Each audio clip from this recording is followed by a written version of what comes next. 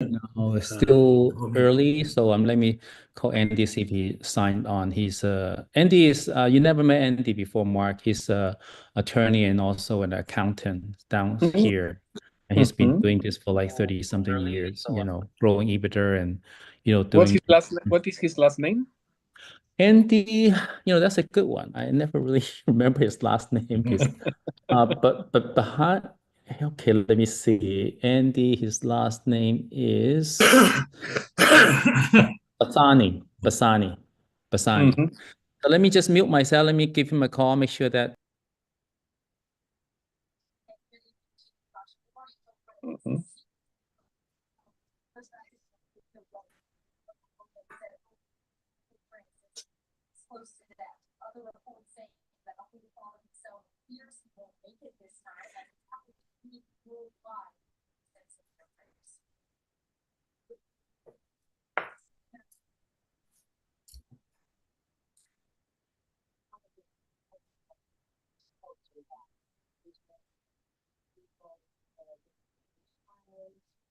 Andy here.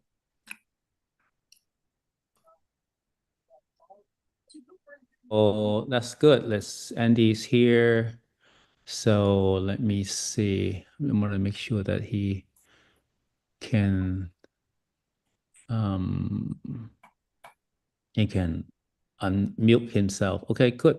You can do all that. So great.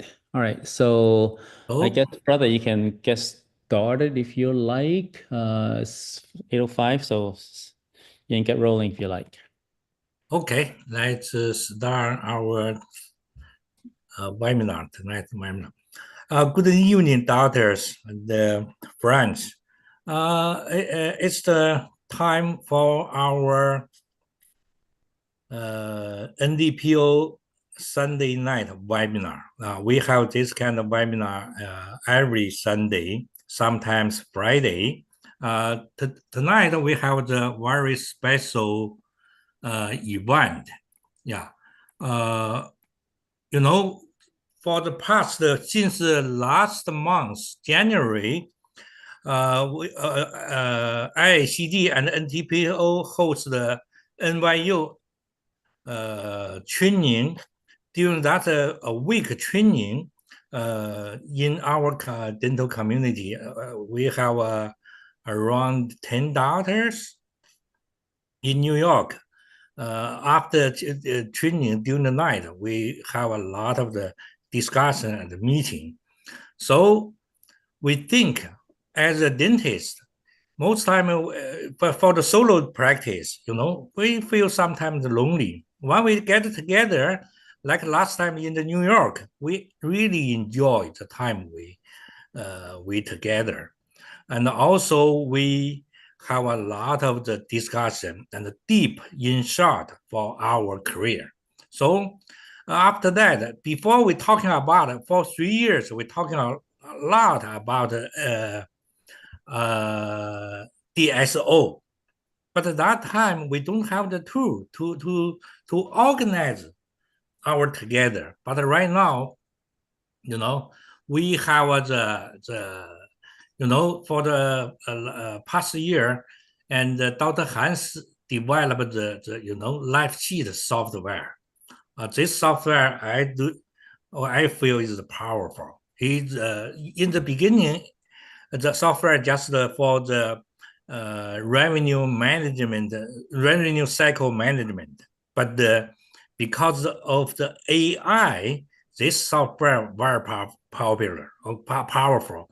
It's involved every aspect of our practice, like supply. Okay, not only the claim, okay, and the supply and the lab, and also is the administration. Okay, so this software we can bond our together.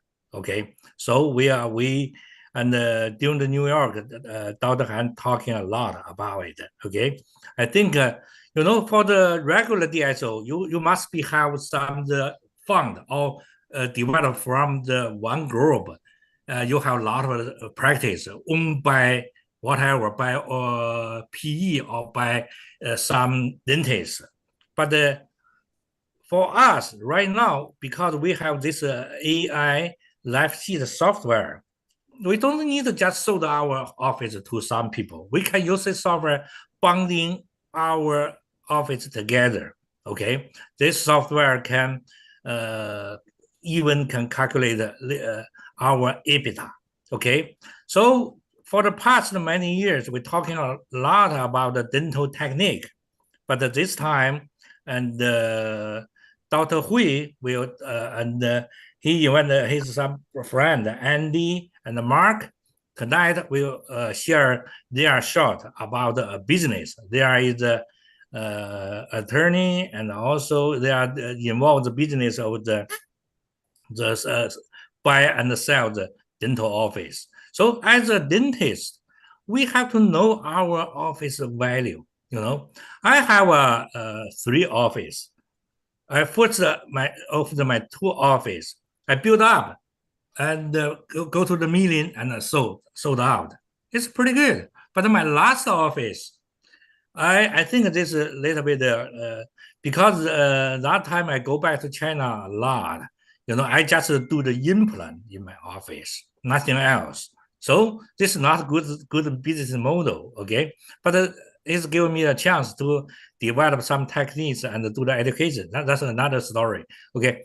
The thing is, we have to, as dentists, we not only just have the good technique, we should have the insight about our business.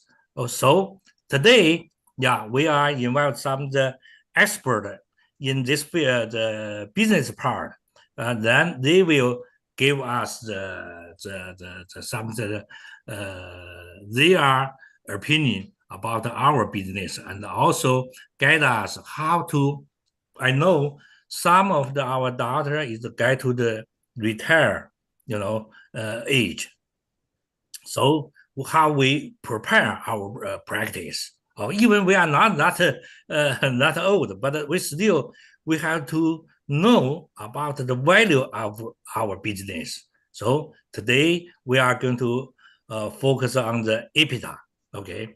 And I think I just have a short opening. Then I dedicated the time to the Dr. Hui, and then Dr. Hui, you can introduce the Mark and Andy, and then let them share some their short about the dental business and the EBITDA. Okay. Okay, great. I'm making sure that my screens are open so I can see everyone. The key, I think, as a group, we have to focus on how to leverage different people to help us. And I think that's the major key. Last couple of days, I've been on a business purchasing seminar, and I learned about, how to do different things. But the most important thing is a team. So we have a team of people. I think in our first classes, we're going to introduce some of the PE team that's going to show us how to leverage some numbers.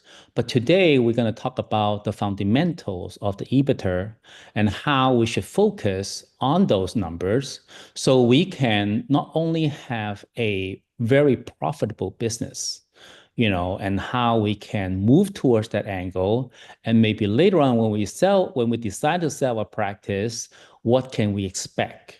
Because we know that a lot of times, and Mark is going to talk about it, the last 2 or 3 years is going to be challenging on your return, that you really cannot move your number too much. So you have to really shoot it on a straight line to go up.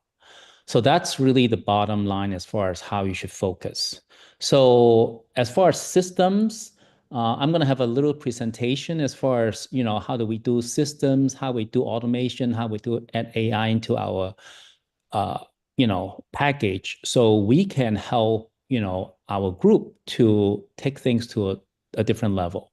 But in the meantime, let me introduce Andy. Andy is a good friend of mine. He's go to law school and an accounting school, and he has been doing business consulting for probably over 30 years. He have built a lot of company, a lot of different businesses, help them to increase the EBITDA, and how to, promote them to different things. So I would like Andy to teach us about some of the area, as part of the group, how he can help us to negotiate not only in asset, management, but also in consulting, how to leverage in different business negotiation and things like that. So without further ado, I'm going to give it to Andy. Andy, you probably might have to unmute yourself in order to speak.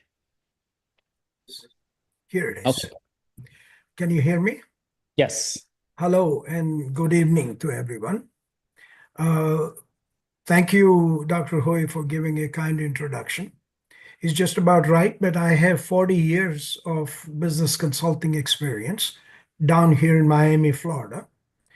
I have seen all types of business, including the dental practices.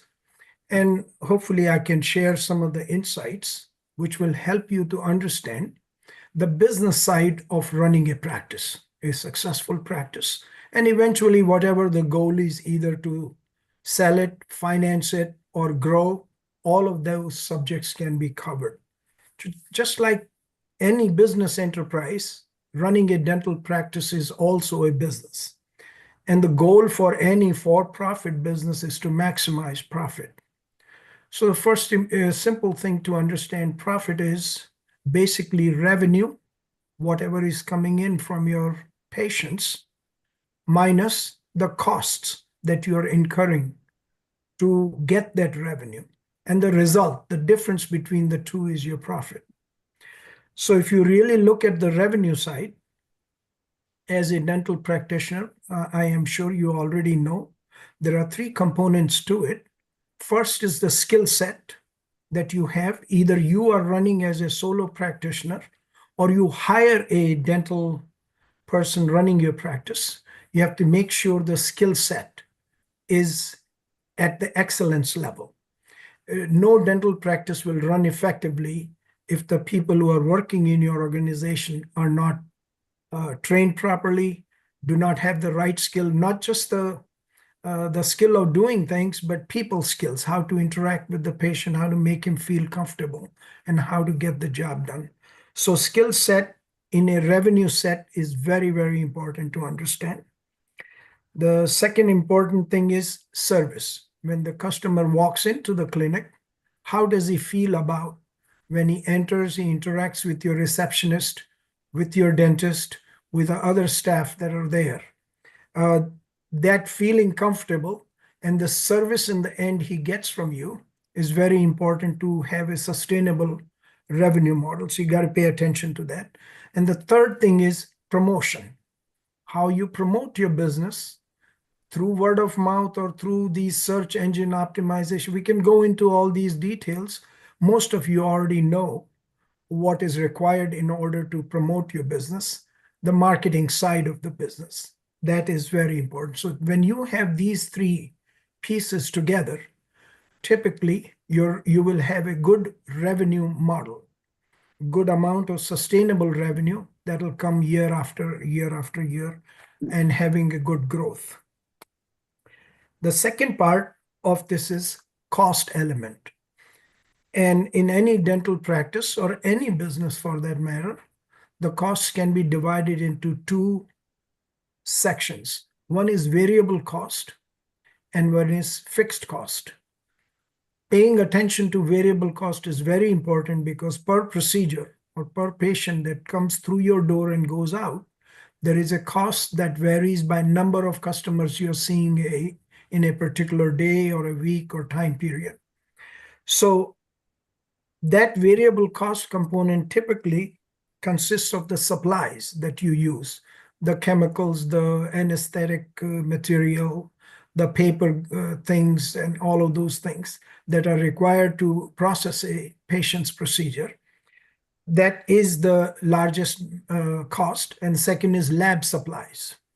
The lab work that you do on any particular patient goes with the number of patients. If you see one patient, one times whatever that cost factor is. If you see 10 patients, it'll be 10 times that cost factor. So it varies with the number of patients you see per day, per week, per month. So that's why they call it variable cost. It varies exactly in proportion to the number of patients you're seeing. So managing the cost of your supplies, managing the waste that happens, even if it's paper goods, paper towels, different things that you use. If you manage it right, if your people are trained correctly, a lot of that waste can be minimized and your variable cost will come down per patient. So managing that aspect is important. Then second, larger cost is the fixed part. What do I include in fixed cost? The salary of the dental practitioner, whoever is actually doing the dental work, the dental hygienists, which typically with a solo practitioner would be maybe 2 or 3 in a given practice, and maybe 1 dental assistant or 1.5 dental assistant that helps you carry out the procedures.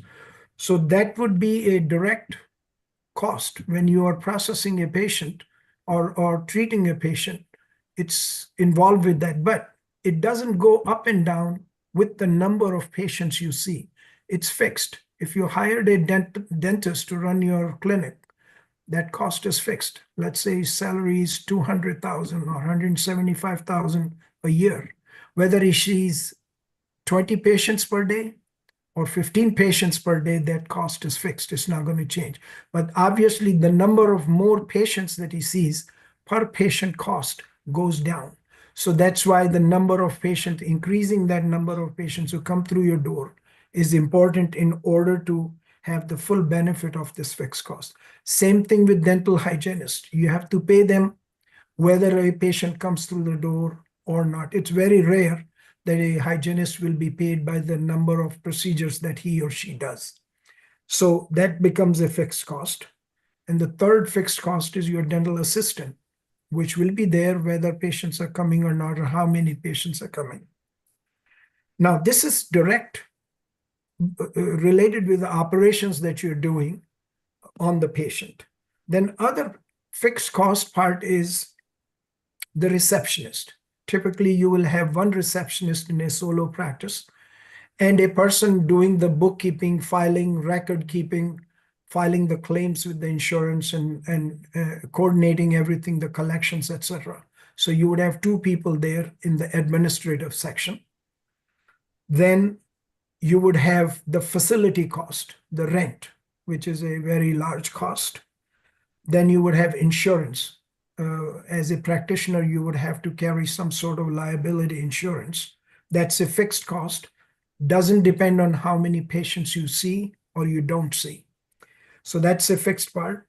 Utilities, electric, water, sanitation, janitorial, and other stuff is all fixed cost, which will be incurred day in and day out, month after month, year after year.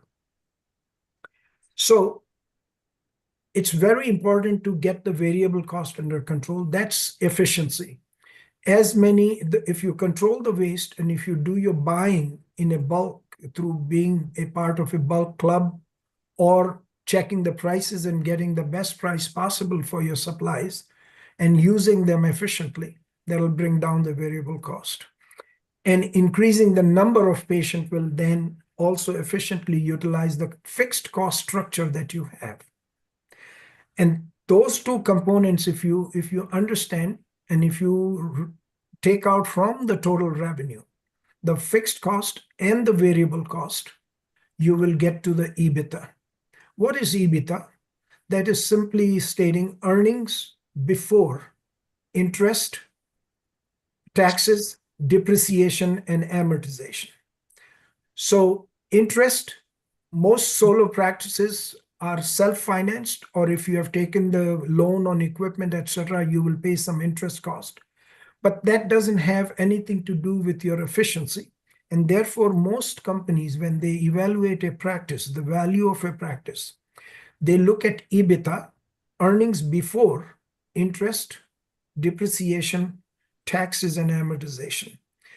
Because some have financing, others don't have financing. In order to bring everybody on an even level field, they have to then take the earnings into consideration that are before these factors. So that's, in simple terms, that's EBITDA. And most companies, when they evaluate or put a value to your practice, you must have heard that 4 times EBITDA, 6 times EBITDA, or 8 times EBITDA. That means they will first calculate your EBITDA, revenue minus these fixed and variable costs, before interest and taxes and depreciation, and multiply it by 4 times, 5 times, 6 times. It's a matter of negotiation, how you negotiate the value with the prospective purchaser. In a typical setup, most dental practices run anywhere from 5 times EBITDA to almost all the way to 10 times EBITDA. It depends on the efficiency, how the person evaluates all your information and say, I'm prepared to pay you higher multiple to EBITDA if your practice is run efficiently and has a stable active patient base. Active patient base, that's a very important number most people look at to see year after year that base, what is that producing or contributing to the revenue. Besides the new patient growth that you have, the active patient base number is very critical for them. And that's how this multiple is based. Whether somebody will pay you 5 times or somebody will pay you 10 times your EBITDA. Second way dental practices are valued is a percentage of 1 year's revenue. And over there, typically, as I've seen in the business, most people go from 0.7 to 0.8 times your annual revenue. And again, that's a subject matter of negotiation and the quality of that revenue, how sustainable, how sticky, and how permanent that revenue is. The loyal customer base is important. That is what is taken into consideration there. So there are parameters that we have seen and we have established. The LifeSeed software that Dr. Zhang talked about, that offers you quite a bit of insight. And as we go forward and talk further in the future, we can share each one of these cost component, revenue components, fixed cost component, what is a standard benchmark in your industry. And then you can see where I am stacking up against the industry benchmark and try to improve that thing. And if it is already higher than what the industry benchmark is, you can feel proud of what you are doing and keep doing the right thing.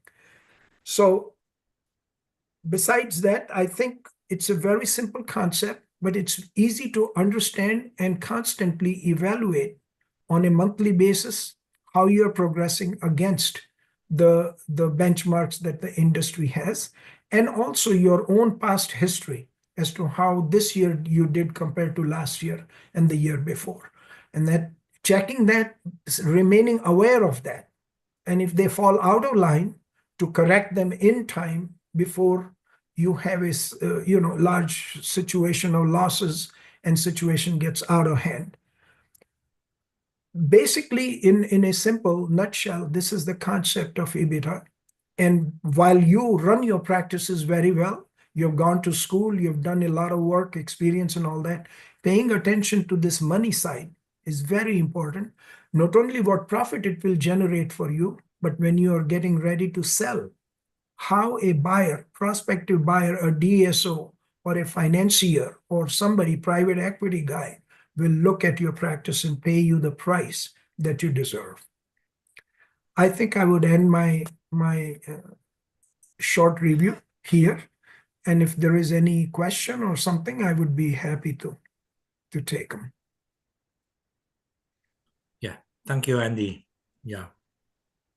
I think Andy's strength is mostly on, MMA, which is merger and acquisition, how to negotiate a deal. Okay, when I first did when I did my second and third offices, or actually Andy helped me a little bit. How I basically didn't really spend a lot of money, and I purchased a lot of patient base from another doctors in my neighborhood. And I only pay what I make on those patients. So that's part of the creative financing that I kind of done many, many years ago. And I think as far as MMA merger and acquisition is concerned, you just have to be creatively to do the job. So that part is really, really key. And I think the next one, I think Mark is going to also give us some insight as far as what the opportunities are in our field at this point. So if further to do, go ahead, Mark. Thank you, Dr. Huey. Thank you again for the opportunity, and good night to everybody. Oh, good evening, I'm sorry. Yes, what we can see in the last years, or I will say post-pandemic, is that the market, the real estate market, has changed a lot. And of course, changed also the dental industry as well. A few years ago, also, we saw dentistry as a medical services, and today we have to look at in a point of view also the dental service, of course, but it's mostly retail. It can be compared to retail.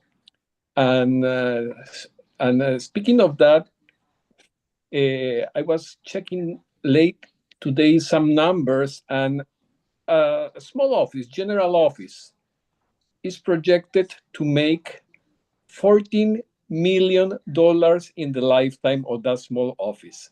And when you say $14 million, it's a lot of money.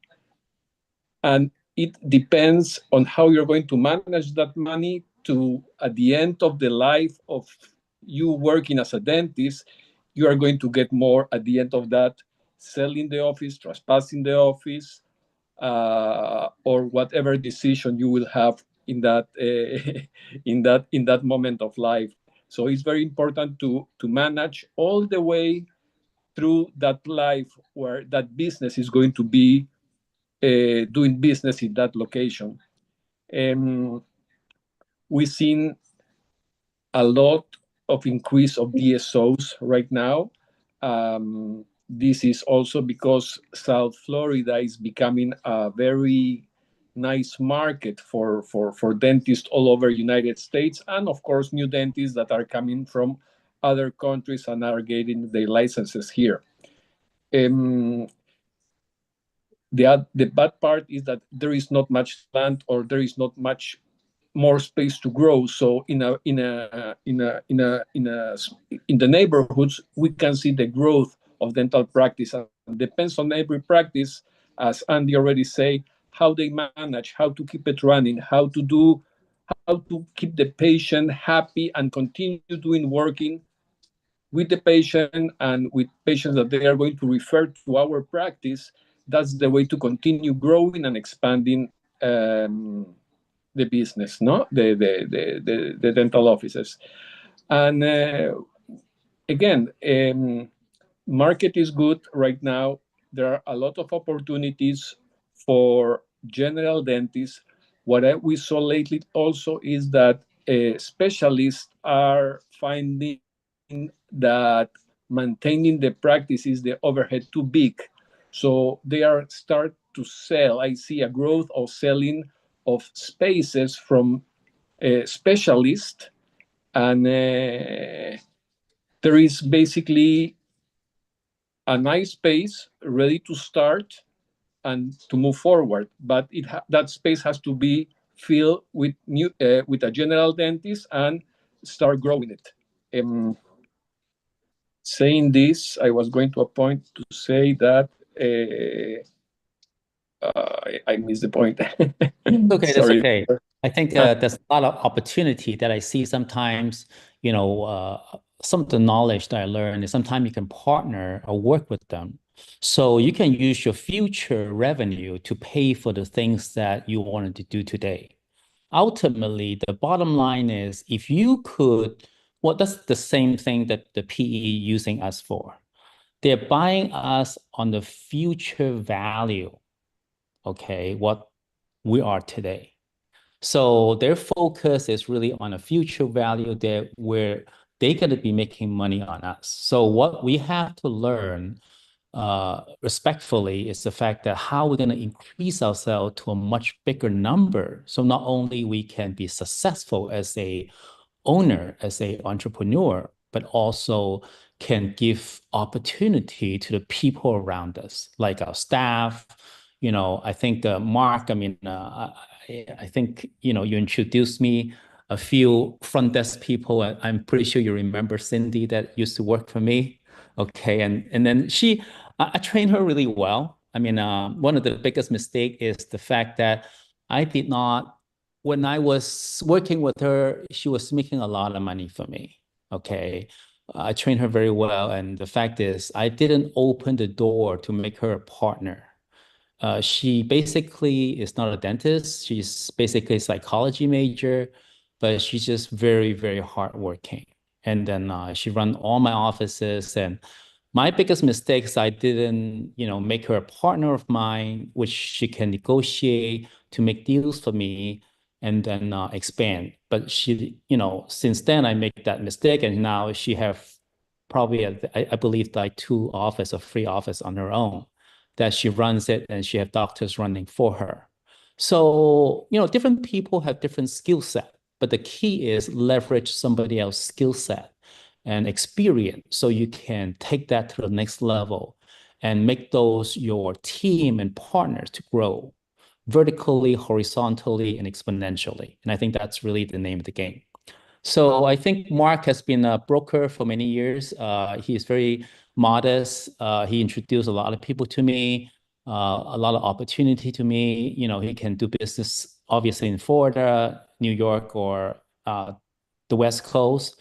So, and also he's part of the team to go over numbers. One of the important things that I learned is, a lot of the large DSO basically, they're looking at something, most of numbers like at least $1.5 million or $2 million up. They're not really looking for the small one.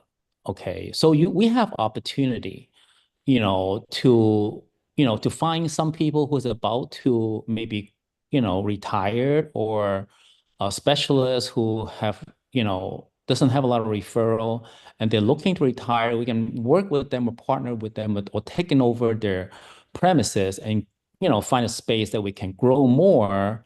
I'm pretty sure, the guy, he actually used to work for me for a little bit, but Gentle Dental, I don't know if you remember that guy, and he opened like 6 offices, and every one of his offices is like 25 operatory. Okay. So he's doing, way ahead of my schedule, and he pretty much owned every one of the plaza that he bought. So, there's a lot of, opportunity. It's just how you leverage that opportunity to grow your brand. So that's a very, very important key. So thank you, Mark, for, letting us, helping us to negotiate some of the opportunities. And, sometimes you can reverse engineer because everybody have a certain fees. I know another friend of mine, he basically lost his practice because he was having too many, how should I put it? Too many lawsuits. He wasn't very smart, and he was losing his practice, and anybody would have come to him, offer him a very small amount of money, like 100 grand, he would just sell his practice. But then, it's just a matter of how you negotiate the deal and how you make, whenever you have a good deal, the key is really the deal. Once you have a good deal, the resource will come, the finance will come, the people will come to make that happen. And that's just my experience. What do you think, Mark? That's correct, doctor. Finding and growing a good team is going to show that a dental practitioner solo can grow a practice to 2, 3, 4, 5, 10 offices if he wants. There is opportunity for that. The business is well designed to grow at that level, and takes time, takes a good team and hard working.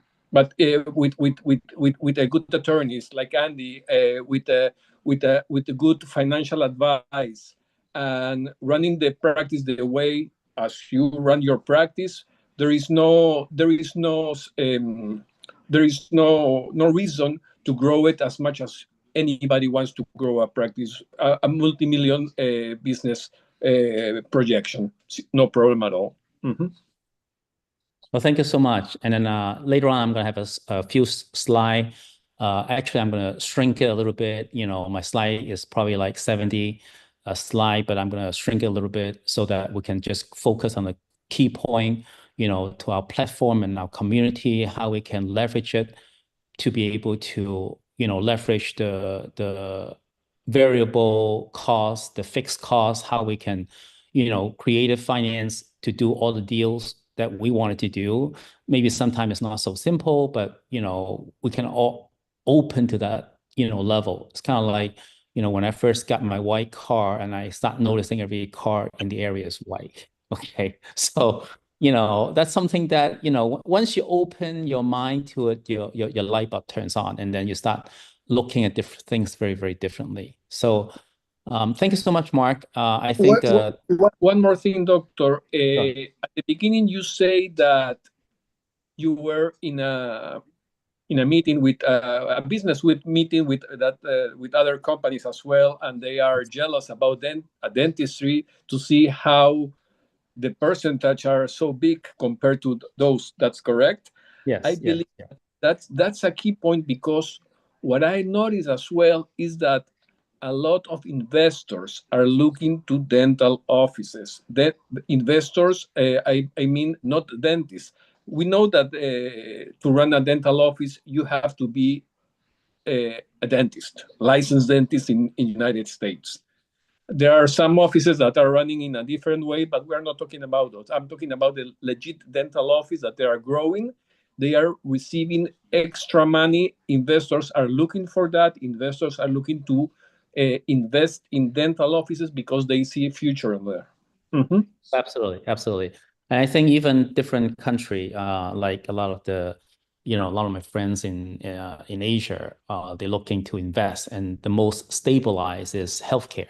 Dental office is one of the most stable business, and obviously there's many, many ways to structure it, and organization is the key. That's why I mentioned system, protocol, platform and community is really the way to grow into a sustainable, long-term result. So those are the things that I believe is very key.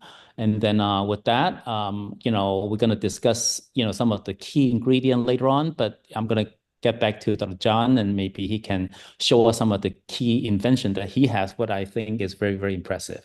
Dr. John? Okay.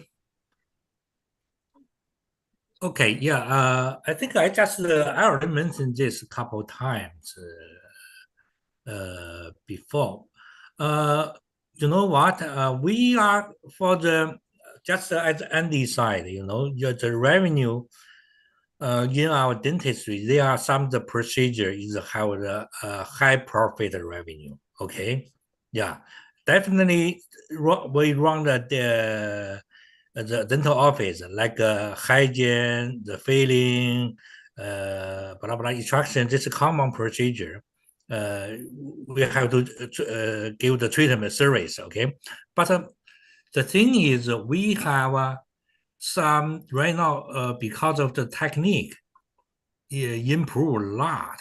We can, right now just like we are in the New York, we are learning the dental implant because dental implant is a very high profit the technique to improve the revenue. Thinking about this, I think before the implant, the time I practiced earlier 2000, that time just a few dental office can call them $1 million office. I even go to see learn from the doctors. They claim that they are the master of the $1 million office. But right now, seems among our Chinese community, dental community, we have a lot of doctors have the $1 million office. Why? Because can they do the dental implant for art or individual. This so, and we just for your own practice. Sometimes so many things going on. You have to separate yourself a time to learn this kind of high technique. So far, there is also another technique like the sleep apnea. Sleep apnea right now is also very high profit procedure, okay, because medical billing pay for that, okay, that they pay for the private PPO insurance. They pay one OAT, oral ambulance. It's average 2 years. They pay about 4,000 even to the 10,000. That's it. So we are going to in the our this we call the our organization as a care first, okay, pre-DSO. We are going to provide some the training for that, okay. We call the success formula, okay. Yeah, we use the just in the beginning I talking about we use the AI life sheet software and plus high profit training. So we try to double, even triple your profit, increase your revenue. Okay. Thinking about this, if you do denture, if you do one arch all on X, it's equal to you do. I make a calculate about 25 denture, and also okay, the Dr. Xue's technique. We do the all on 4, all on X. It just takes us 2 hours, the surgery and the immediate loading, okay? But how long time you make the 30 dentures? You tell you, we know right now the regular denture, each denture, they take about a couple visits, okay? So we have to learn this kind of the high profit procedure, okay? We are going to have some training and the all-on-4 implant solution. This is Dr. Xue and I. We already did this kind of training in the Guatemala, okay, UFM, the dental school, many times. And also this time in the July 4th, okay, we are going to have the sinus life training course, life training course. This one, it will be amazing. Right now we can do the every lateral implant, lateral sinus lifting with a surgical guide. Okay, surgical guide. Yeah, that's I'm very excited about that. And meanwhile, okay, Dr. Han, we know Dr. Han not only he developed this AI life sheet software, and also Dr. Han is very skillful the college center graduates. Okay, his biomimetic dentistry is amazing. Okay, I visited her clinic in the Seattle. It's very good, and Dr. Han will teach us the occlusion perfection, okay, and the biomimetic approach. So think about it. As dentists, we are good at the prep the teeth, but with the biomimetics, Dr. Han charge each tooth about 1,500. Okay, we just in our Southern California, we just charge insurance just sometimes give out 600, 700, something like that. But if you do the biomimetic, yeah, that's very good. The revenue, right? And also for the 4-arch. That day I visited Dr. Han's office. I saw her associate, do the 4-arch biomimetic. This think about this. If each month you do one case, it's about 50K. That's good, very good revenue.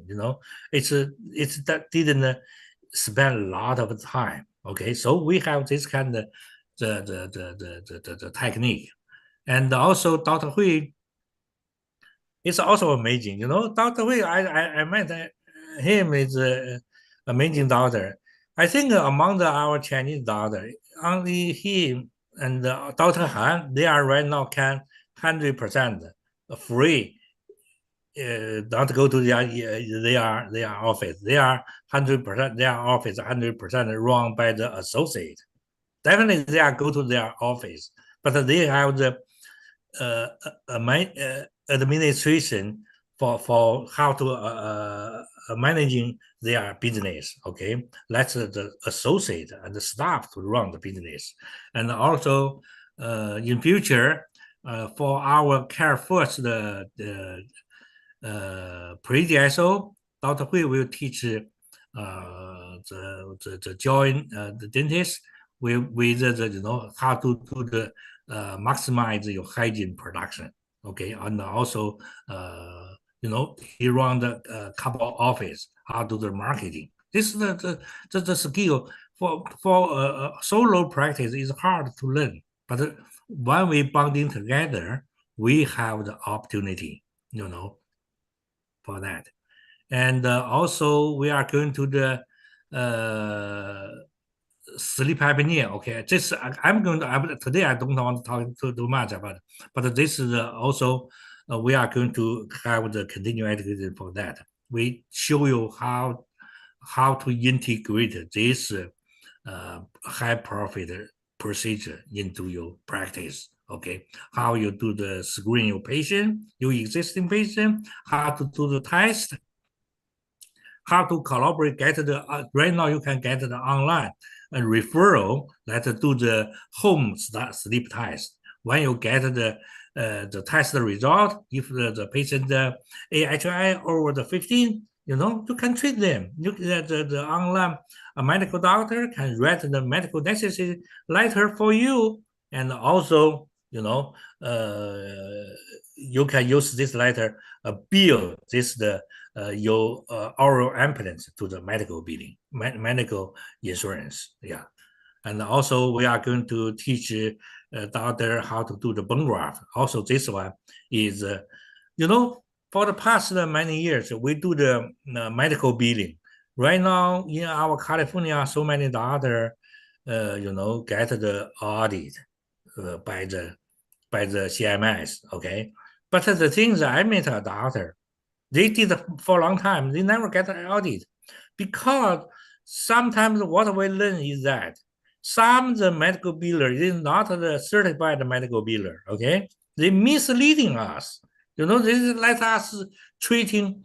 They have some secret. If you do the patient have the cyst infection, you do the extraction, do the bone graft. They pay for that. They don't know that.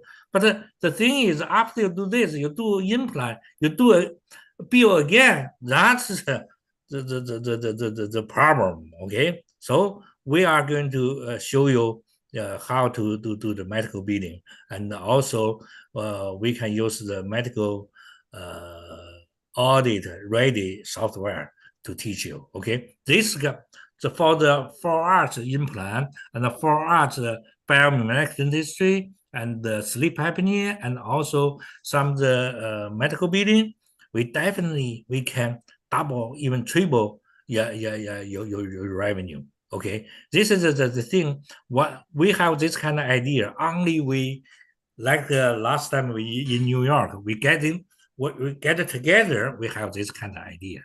Okay, so I think this I'm talking about. We can use all the advanced technique to as Andy said, increase our revenue. That's very important. Okay, I just stop here, and it's your turn, Dr. Hui. I think Dr. John is very modest. He didn't. He have a really nice appliances that I saw in New York, which is very impressive. That really cut down the workflow. Not only cut down the workflow. In the old days, the most difficult thing is the billing for the sleep apnea. And then also, when the patients go to the medical doctors, they usually prescribe them with a CPAP instead of the appliances. So his system is really, impressive and state of the art, and really get them to come back to us, and you can build it every 2 years. So financially is, way ahead than what I expected. I do, I don't do a lot, but I do a lot of Invisalign, and sometimes, the residual income is really the key, because every 2 years, his, the sleep apnea you can bill with the Invisalign, and it can, bill them the retainer every 2 years. So you have a residual income. So some of these things is basically working into a workflow. And I think that's something that, can really help to move the needle to make it a little bit easier for all of us. Okay, so I think Dr. Allison is also here, right? Maybe she can talk about some particular, area about the software? I don't know if she is here. Let me see. She should be here. Let me Oh yeah, see. I'm here. Sorry, I was muted. Sorry. Yes. Let me pull out my slide. One quick second here. Just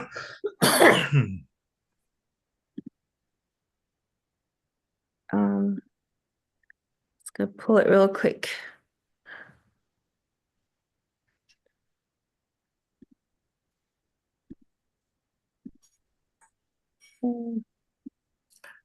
Yeah, during the Dr. Han prepared this slide, I have to add something here.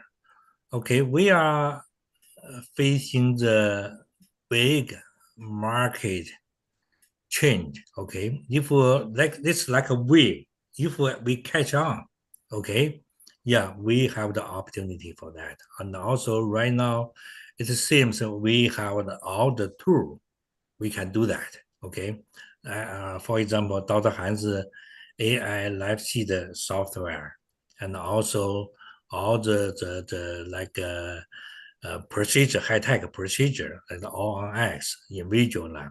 Okay, treat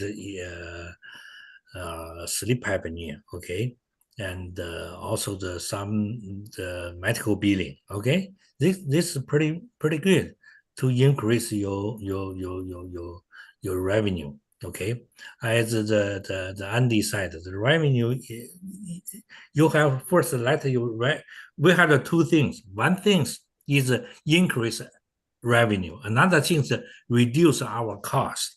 For the how to reduce our cost, and Dr. Hui have the wonderful idea. We can bonding together.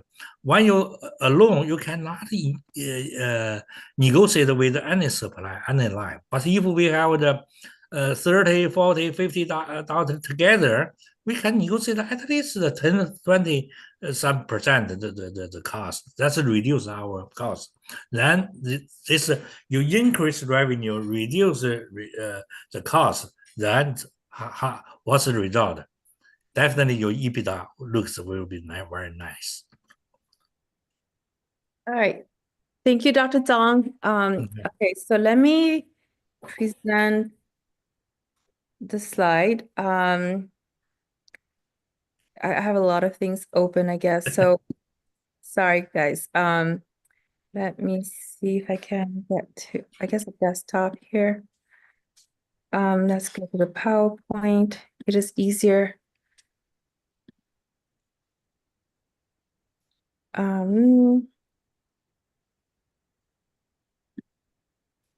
Okay. Let's see. Okay, so if I go too fast, just let me know. But definitely one of the things that Andy was talking about is basically expenses. So it's been increased a lot since 2022 because of inflation.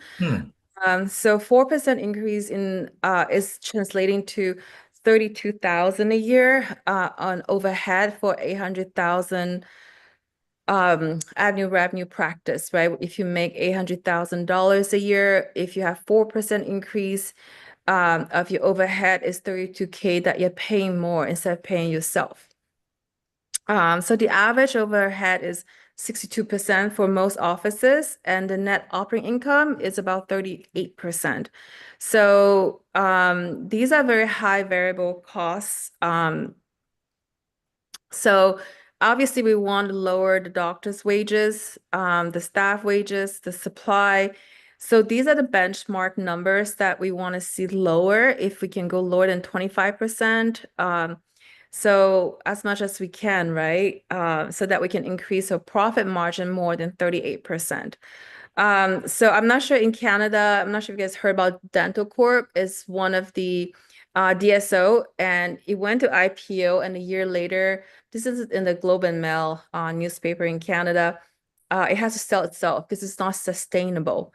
So that's like 2022. So definitely there's a huge increase of cost. since 2022, post-COVID, because inflation. So, sorry.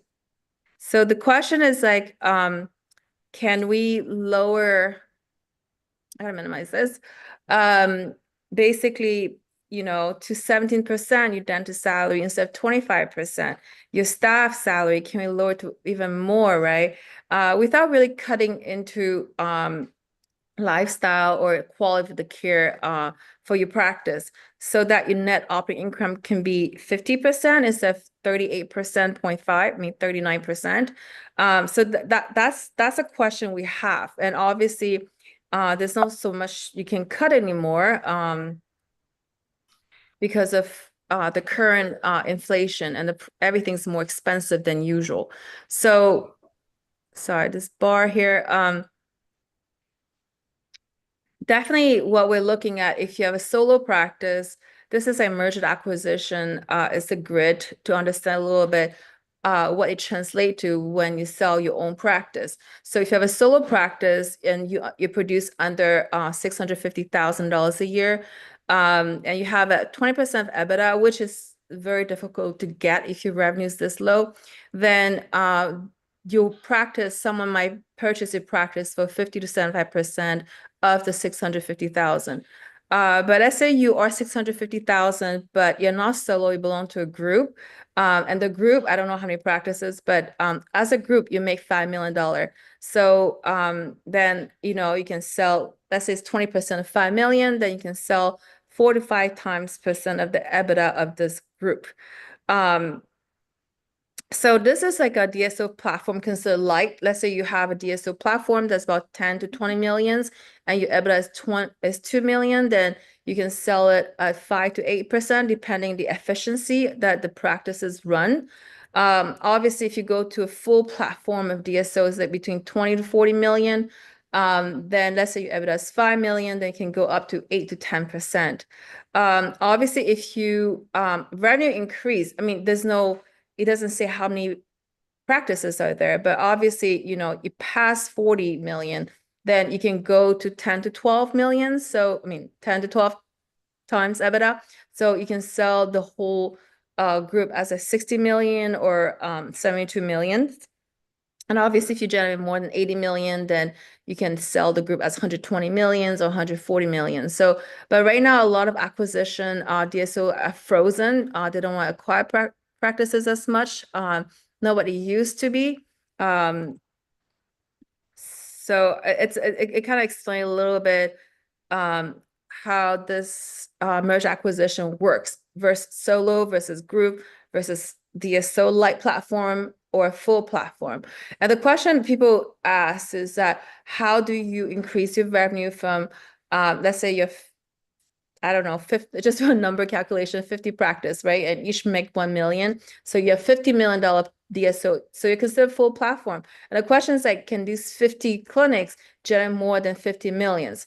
Can we go to like 60 or 75 million? And the answer is like, yes, you can. And how do you do that? Especially we know that since 2022, everything's more expensive than it used to be. And we're 2025 right now.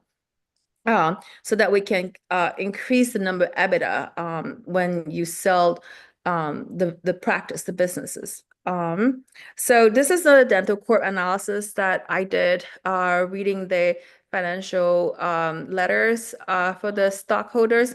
So it's 2021, 2022. Obviously, this is $1,250 million. I think they have like quite like a few hundred practices. So you can see an increase of revenue of $219 million. But obviously, this 20% increase from 21 to 22 came mainly from acquisition. So they acquired 7 practices, and the fourth quarter increased by 58 millions, mainly from those 7 practices they acquire. So in the past, it's easy to increase the revenue of a DSO by just buying more practices. But then now, since everything's more expensive, you're also buying inefficient practices, which can become a burden for the DSO. And that's why Dental Corp went bankrupt a year after. they went public. I mean, they got bought out and they're still existing. So they have 38.7. The question always like, can we go to 40% EBITDA? No, I mean, net operating income. It's always nice to have that. So when you see this kind of growth from acquisition, 20% growth, but then the real growth, the adjusted growth is only 2.5%, meaning that the growth coming from operation efficiency, from lesser salary, like all these operations, right? Not from acquisition itself, it's truly only 2.5% growth. So imagine your business, right? If I'm part of DSO and my business, my practice only grow 2.5% a year, but I belong to this DSO, but it's growing 20% because they keep on buying practices without really knowing how to grow the business. So there's a discrepancy here. So when we say, hey, how do you grow a business? How do you grow a practice? These are the criteria at the enterprise level. So these are mom and pops.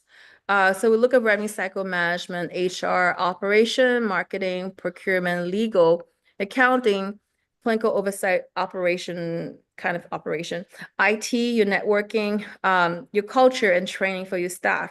So this is in the middle, and then this is like, okay, well, I would pay probably 18 times EBITDA for a group of DSO that actually is at this enterprise level, right? Not the mom and pop. So usually, when you form DSO, you would like to be between the yellow and the blue zone. That's where your DSO is worth the most.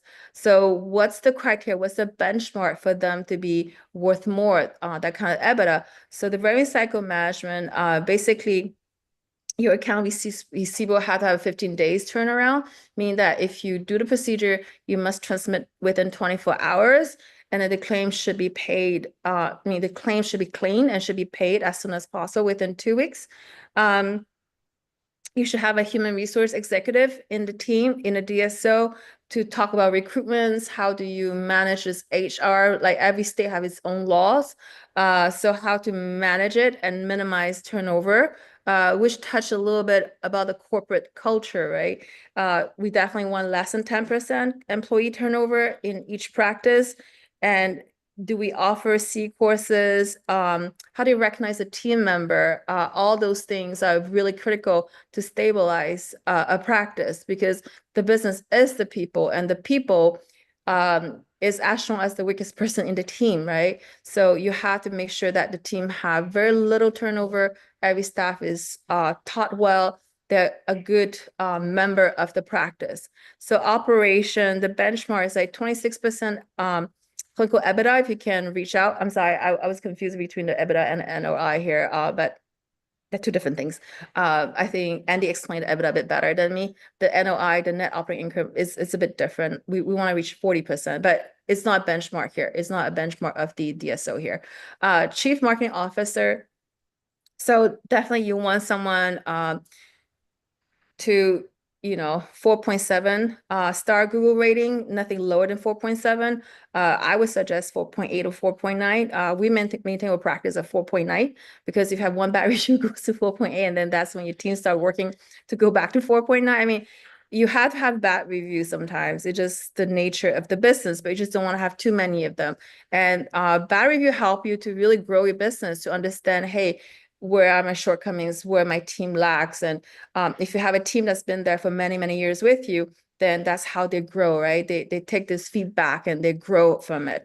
So ideally nothing more than less than 4.8. Procurement, definitely, we see some practice of 6%.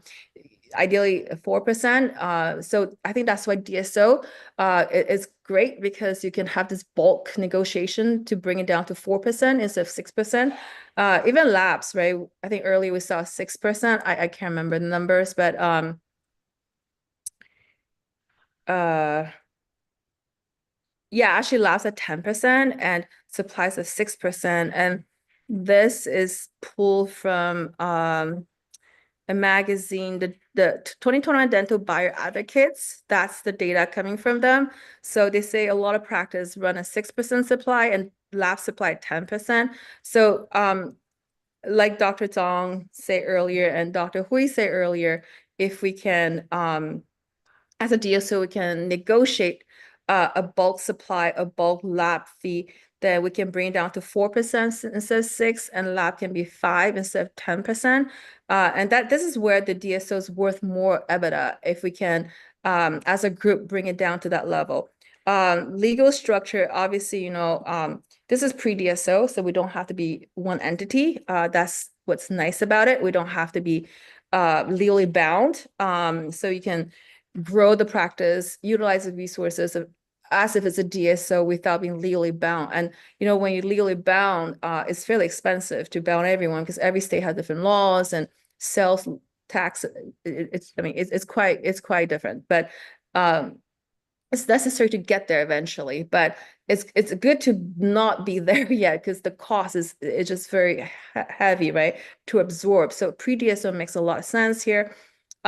Chief Financial Officer, definitely eventually we want someone who is understanding the finance, the accounting, reporting back in terms of what kind of finance a DSO is doing. It has to be timely and accurate. But nowadays, for accounting, we have Gusto, we have other thing we can, but the DSO itself should have one person designated for that. Chief Clinical Officer, so standard quality, we call it SQUAT, standard quality accountability and training. So you as a dentist or your associate dentist need to make more than 6,000 per day.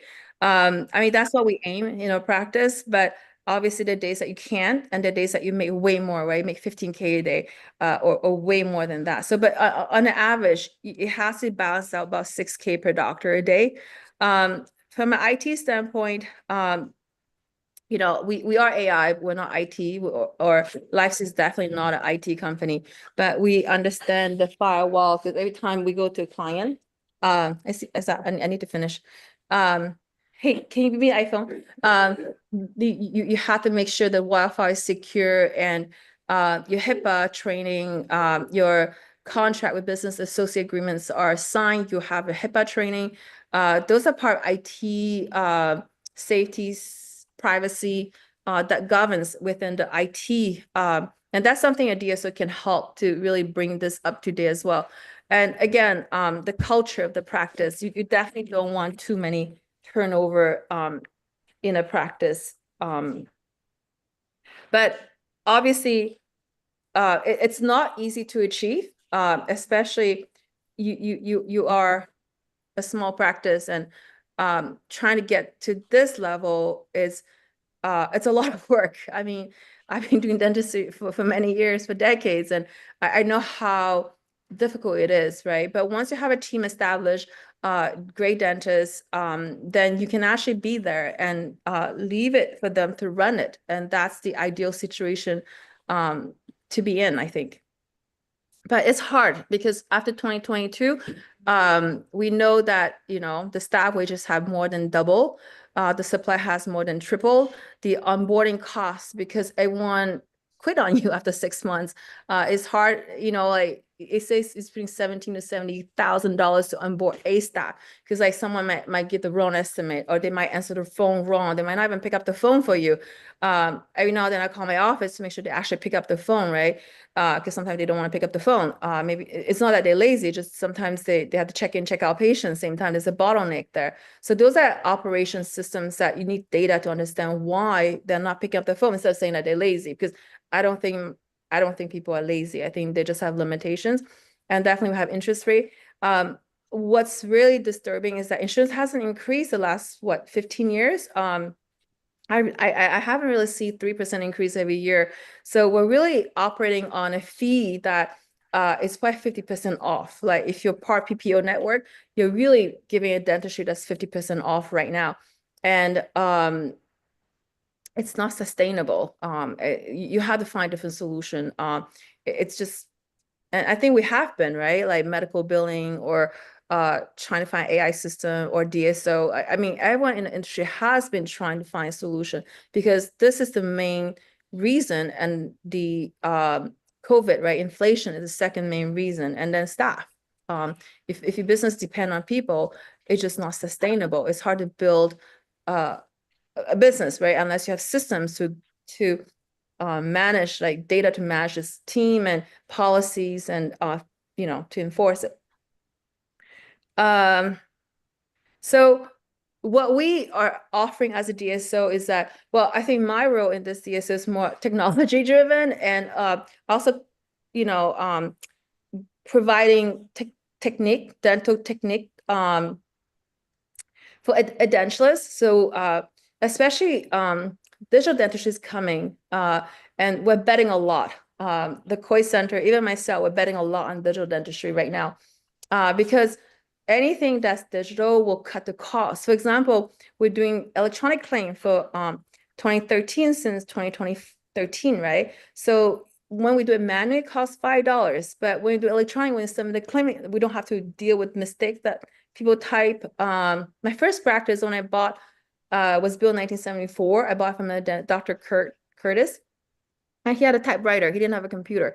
So the first thing I did was to buy a computer for my practice, because he was typing the claims, and he would use wipeouts to wipe it. And obviously, you see like so many patients a day, and you don't want to sit there and using a typewriter type a bunch of claims, right? And wait for the wipeout to dry. You don't have time for that. So obviously, electronic claims, it's almost like 50 cents. It's a huge decrease in cost. And obviously, at the start of it in 2013, it wasn't as significant, but as the time goes, you see that automations be less human dependent, cut down the cost. I think that's how airline makes more money, right? You don't have to buy a ticket with the staff. You don't have to check in. You don't have to, they don't have to print out a boarding pass for you anymore. You can do it yourself. Everything's like automated. So the more automation we do, the more money we save as time goes by, right? So this is how we see the best approach for this DSO. So the other thing is we have AI now. When LifeSee started 4 years ago, we had to use machine learning because there's no AI. Even like 4 years ago, we felt like data and AI would be the future. So we bet heavily on AI even 4 years ago. But nowadays, AI is here, and we can use AI. And what I did was that I put 20 years of my turnkey workflows for my own practice into these kind of AI systems, so that we can optimize these kind of operation workflow to optimize revenues, so we're less human dependent.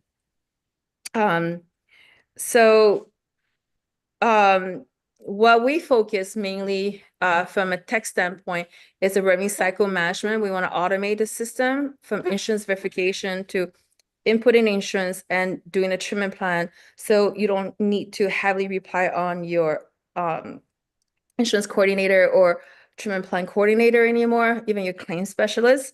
So if they make mistakes, these mistakes will not translate to patients' loss of trust. So there's two things, money and time, right? If the patients can never get a right bill, a right estimation, then they kind of question your competency as a business. And even though you might be the most amazing surgeon or the best orthodontist with Invisalign, I do Invisalign, and I think I love Invisalign, and it's amazing the technology, what we can achieve with ortho nowadays. But they don't understand that. All they see is like, did we get the money for them? Did we bill them right? Something as simple as that. And then time, right? Did I sit him on time? So if they come here and they wait 15 minutes, then they think that you have some sloppy operation, something's not right, right? If you go to McDonald's and they make you wait 15 minutes, then you think McDonald's weird that day. So consistency about financial and time is a key element. And when you depend on humans, your staff might call in sick. You might have someone you're onboarding. Your assistant is like trying to clean the room, but then they have to like teach a new staff, right? Or they have to do like inventory. So there's a lot of that going on in the practice. Again, we run a lot of analytics on our own staff and on myself, so that we understand where we are. Because it's like you driving a car, if you don't know how fast you're going, and you negotiate a curve, right? it might be raining that day and you might be going 100 miles an hour when you should be going 25 miles an hour. So it's very risky, and accident can happen, and that's how you get a bad review or things like that. And it's hard to undo that later on. Because we look at like 1-star review, we have to like generate like 30 5-star review to offset 1-star review, right? And the team has to work on it because that's the requirement. That's the system that we implement in the practice. Operation, right? So how to get 26% EBITDA when expense is so high? So those are things that we felt using technology, automation, AI would be the key. And as we implement it, and we go in time, like 3 years, 5 years, 10 years from now, the cost saving will be a lot higher as we go in time. So we want to increase efficiency. Throughput is a terminology used in manufacturing, meaning that I want to see 20 patients, but I want to keep the same number of staff than when I see 10 patients without really exhausting the staff. I think it's key to have a good culture in your practice. So if we can see more patients without really burn our staff, it's key, right? Or decrease your quality. If you have quality and you have a great retention staff, then your patient it's easier to convert, right? We talk about marketing conversion, but here I'm talking about sales. Like marketing conversion is like they saw you on Google and then they actually come in. So that's a good marketing conversion. This is a sales conversion. They come in, now they're actually going to do the treatment. So that's a sale conversion. And now after the treatment, they're going to stay in your practice and they're going to write a good review. So all these things are not usually done by marketing, but usually by your team. And then, if you can do medical billing, it can enhance or any full mouth procedure through digital. I'm sorry, this slide's a bit old. I haven't updated yet. So less human error, less waste. You don't need as many people. If you start quit on you, less time for onboarding. So I mean, I always give the analogy, we're not building AI to replace people. It's like a dishwasher. We give you a dishwasher so that your staff can work in your practice comfortably and they don't have to do redundant, tedious work, so they can focus the time on customer care. And we know that practice is very busy. Instead of being stuck on the phone with the insurance, being whole or try to break down the insurance, they can do a lot more, answering the phone properly or check out the patients, provide more customer service so they can convert that sales that we talk about here and get more reviews. So we felt like, if you don't have the analysis, you don't have a good planning, and you cannot have monitor the outcomes, and then it's hard to train, right? So the staff need a feedback. If we get a bad review, or if you set a patient late, like 50% patients set late, why is that? Is it because we have 2 dentists working and 2 hygienists and we ran out of chair? Or is it because one assistant's sick? Or is it because we have new front office who cannot output those treatment plan properly? Why, right? So you need to have analysis, and then next time you want to plan better, and then you want to monitor again, and then you want to go back to that meeting and say, okay, how did we do and what can we improve? It's very different when it's data driven. And when it's data driven, you also have increasing your revenues. It's about 22%. It's not done by LifeSeat, that kind of research, but consulting firm, and I forgot the name of the consulting firm, but any company that runs on data usually increase. And obviously, if you have the same team member, you have very low turnover, and this team grow with you, then it definitely increase a lot of revenue there. And I think that's something that as a DSO, we want to ensure that, our members do well with that as well. Again, no, the lifetime value of patients is about 60K. Let's say they do 2 cleans a year for 10 years, and then they do some restorative. So let's say it's 10,000, right? And then they refer 2 more patients. Usually they refer the colleague who had the same insurance. So these patients can be worth a lot. And from McKinsey & Company, they say 80% of revenue can come from 20% of your patient, actually Gartner. And patients spend, from McKinsey, say patients spend twice as more. I think Disney is a good business model. When you go to Disneyland, they really want to give you a good experience, and they want you to spend a lot more when you're there. And if you have a good experience, they want to refer, right? So you're gonna recommend twice as more to recommend. So that customer journey, the customer success is key. But if you only depend on humans, on staff, and then you have a high turnover rate, then it's very chaotic. It's very difficult because this is a team sport. It's not like, oh, I'm the best dentist. I will overcompensate every single team member. Then I can have the best practice. It doesn't work. Your team is as strong as the weakest person in your team. I think that's it. I think that's what I try to say. I'm sure I talk too much, so sorry about that. Yeah, thank you, No, I Dr. think Han. Yeah, that's very good presentation. Okay, so I hope we can understand what Dr. Han shared here. Before, if you want to have the DSO, you have either you have a lot of money, if you have to work hard to build up one by one the office, then you have DSO. But right now, with the high tech, especially with the AI live feed, okay, we don't need for the individual doctor, we don't need to put a lot of money there. Right? We just use the AI live feed software. Okay, they bonding us together. They can do the revenue cycle management. Okay, and the supply lab, a lot of things. Okay, and this way can easily calculate our EBITDA, each office EBITDA. I have a friend. The PE, actually they are PE company. They buy five office in the Las Vegas, but almost a year they lost of money. But right now we are here. We can use this platform, Care First platform. We can use our some doctor the technique, the training us, increase the revenue. And also we use the LabSeed software to reduce our cost. For example, LabSeed, as the Dr. Han shared, they can, right now you have to use your employee called insurance. You know how they call. I saw that every time we holding on the line about 20 to half hour sometimes, especially for you to the medical billing. But with live feed, this automatic. They can at least reduce your employee manpower 1.5 or 2 employee. That's wonderful. Okay, here we have the opportunity for that. And right now, we are, because right now, live feed, Dr. Han gave us, our group, it's 2 months free to training each one of the office. But because we don't, right now we have a lot of data want to join.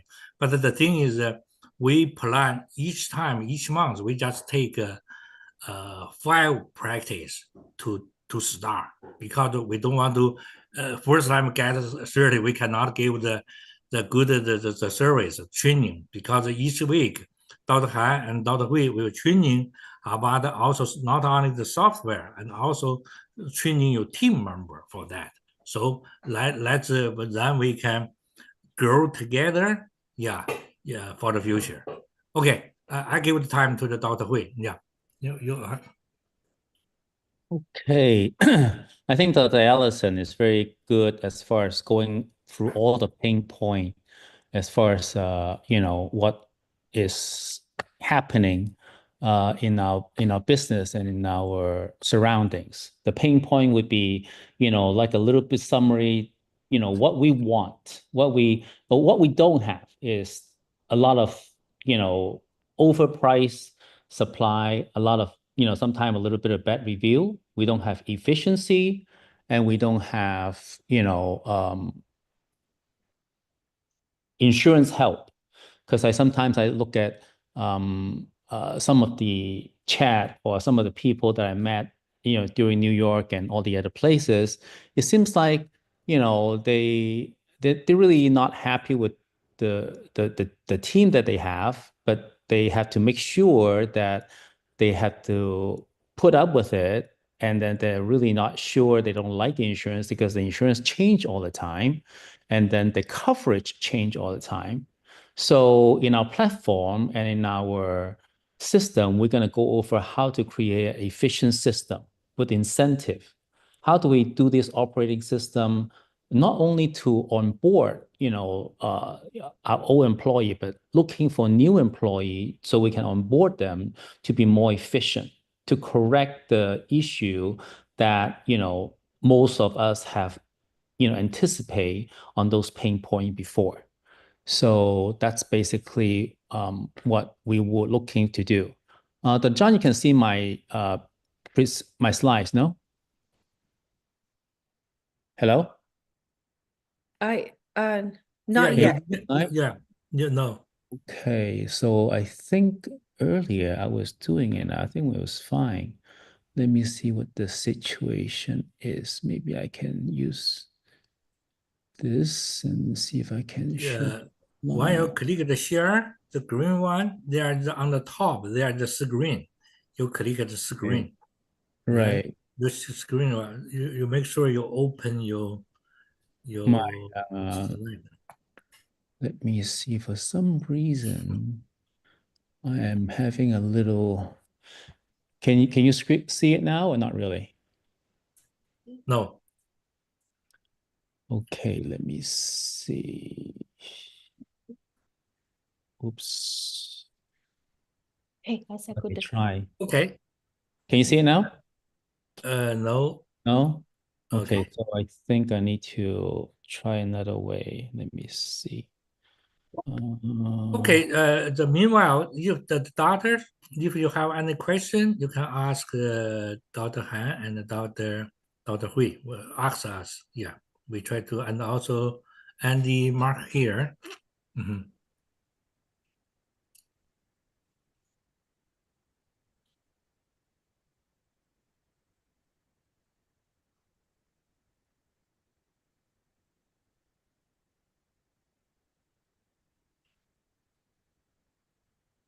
Since there's no question, I guess I could add something.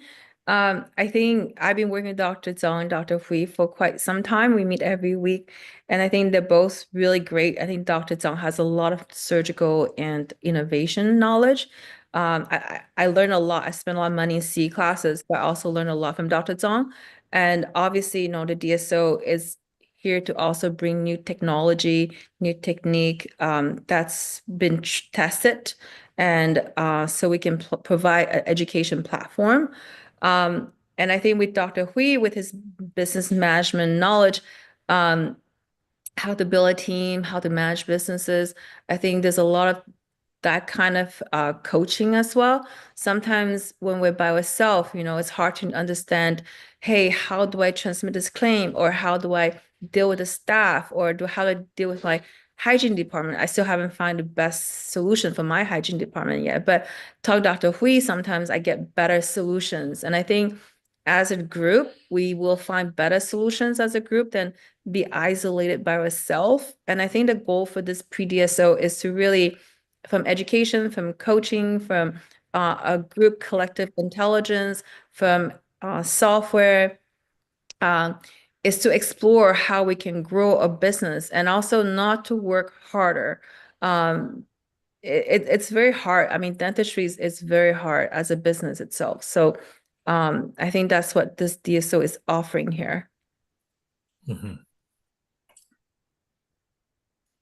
Yeah, I'm going to right now for this time we didn't promote our program in our digital dentist big group because all the doctor we invite is we already familiar each other. Okay, we are try to slowly and but solidly to do something. Okay, that's why Dr. Han suggests we don't each time take that many data into the live sheet. We have to, because in the beginning, we at least in the 2 months, that time we Dr. Han offered free. During the 2 months, we training your staff and your whole office to get on the platform, get on the get on.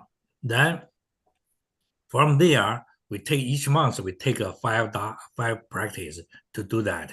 Then we hope we after a year, and we will have the 50 office, Whenever I think about that, my friend into the private equity, he said, Jim, if you have the 50 practice, you practice $1 million, that's a lot of money. Everybody will be, want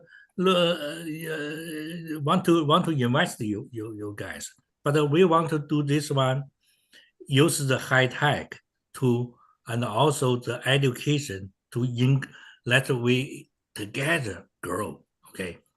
And I just formed the WeChat group, and also we have the Facebook group. Okay, you can join us. Okay, and let me show you something here. I will post this link to the WeChat group.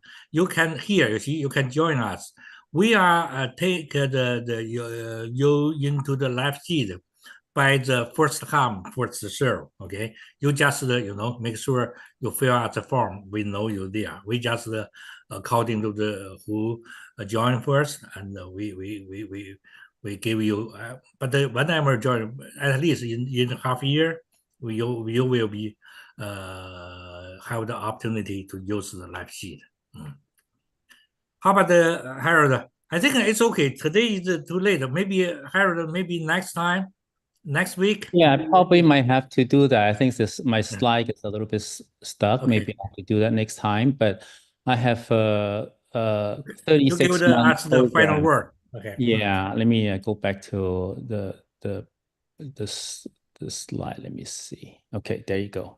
Okay, so my apology. I think I have some technical difficulties, but I think to summarize, the whole package that we go over, okay, the pain point that we discuss is really a efficient operating system, okay, and then we're gonna figure out how we can leverage other people's time, resources, and using our legal team, our consulting team, and then our overall community to take us to a much higher EBITDA, okay, to create an opportunity where we can have cash on cash, which is not only improve our numbers, but improve what we discussed earlier, like the Allison have said, increase our review, increase our, the efficiency, increase our incentive for our staff, and also increase the opportunity there. We can grow, exponentially in many ways. So, it takes a community to join to make this happen. And then I think, part of the key that I also see is that a lot of times I see in a group, started like quite a few years ago when I first see Dr. Wei, going over his lectures. I think it's very organized, very, very efficient. I'm very proud of, how he teach, all this, all of us, and show us, how he commit to his patients, the same scenario that I think we as, a group that we can help each other to grow. And I think one of the things that I think is important to go over is the fact that, I know with Dr. Allison's Life Seat program, she can only enroll certain office at a time, so might not be able to enroll, all of us at the same time. So I think what we really want to do is make sure that we start, our DSO membership, and then, the initial member will be the founding member for our DSO or our pre-DSO.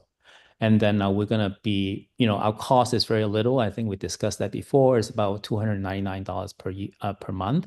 So with less than, $3,000, we actually pretty much maybe around that numbers to, to learn the whole year what a lot of us have paid, to other company for just 1 month of consulting. I went to, the training institute.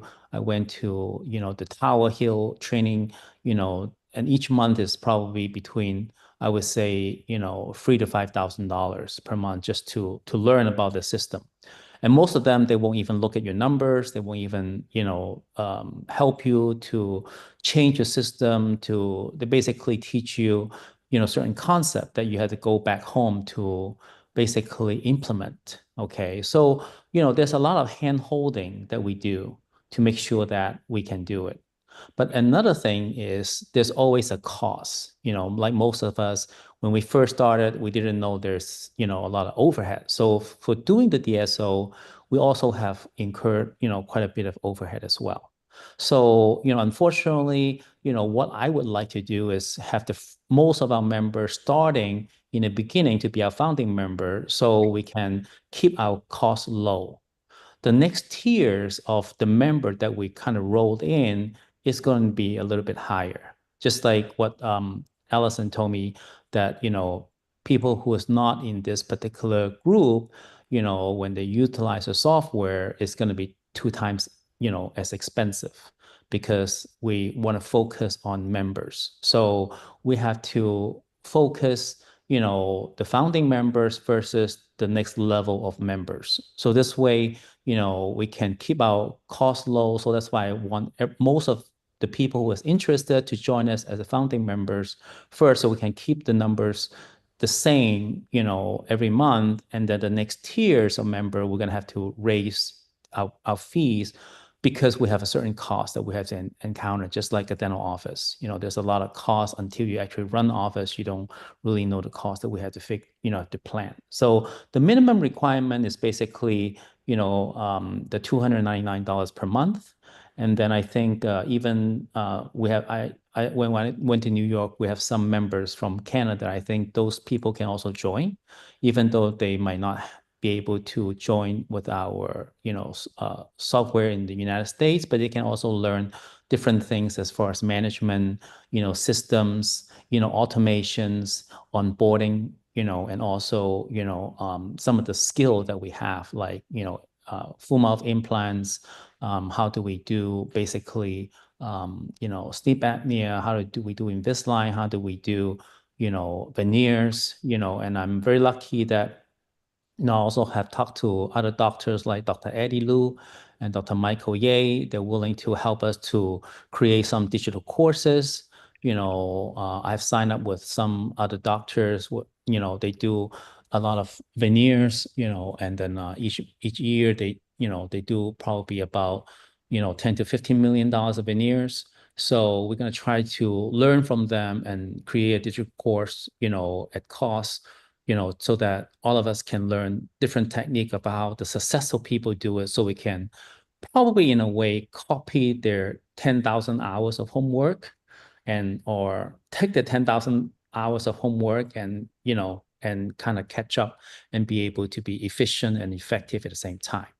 So hopefully that helps a little bit. And next time I'll share my slides a little bit more efficient. And then thank you, Dr. John, and thank you, Allison, for helping us out to make that, impressive demonstration. No, Okay. Sorry. Go ahead, Alice. Oh no, I just say thank you, Dr. Hui. That was a good summary here. Yeah, I want to add another thing. Right now, for the care first, this is the pre-DSO. Dr. Hui and Dr. Han, because they are office all run 100% by the associate, so both of them can 100% focus on this platform. I think that's it's a plus for us. Anything, when you join, they get. I think the service will be super. Okay. Thank you for everyone here tonight. Yeah. If you have any question, you can ask question in the group. Okay. Yeah. Thank you, Dr. Zhang. Okay. Thank you. Thank you. Okay. Have a good night. Thank you, everyone. Good See you night. next week. Bye-bye. Bye-bye.